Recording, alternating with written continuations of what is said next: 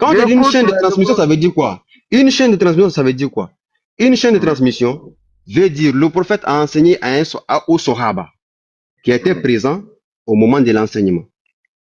Et nous savons tous que le prophète avait des disciples, environ 117 000 Sahaba. Et parmi ces disciples, il y avait les disciples les plus proches qui sont connus, tels que son cousin Abdullah ibn Abbas, tels que son cousin Ali ibn Abi Talib, tels que c'est son ami d'enfance Omar ibn Khattab et Abakr Siddiq et Omar et autres. Donc ceux-là, ils ont reçu l'enseignement direct du prophète.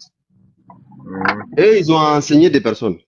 Exemple, le cousin du prophète Abdullah ibn Abbas, il a eu deux grands élèves qui sont connus de l'islam. Je vais te donner Mujahid ibn Jubar et Saïd ibn Jubayr.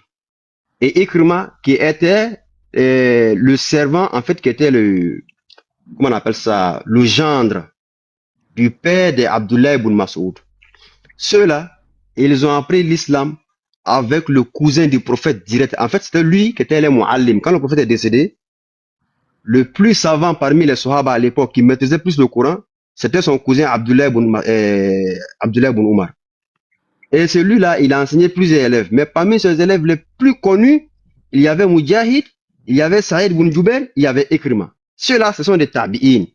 Quand on dit tabi'in, ça commence à partir de la génération après les Sahaba. Donc, eux, ils ont appris l'enseignement direct avec le cousin du prophète. Maintenant, le cousin du prophète, là, il a appris l'enseignement avec qui? C'est avec le prophète. Donc, tu vois que il y a le prophète, il y a son cousin, il y a ses élèves. Ses élèves sont les tabi'in. Dont Mujahid, dont Saïd ibn Jubayr, dont Ikrima. Maintenant, donc, celui qui a donné le nom là. Non, c'est leur propre nom. Eux-mêmes, non, je là, je t'explique d'abord les chaînes de transmission, comment est-ce qu'on reçoit les hadiths. Pour que tu puisses savoir.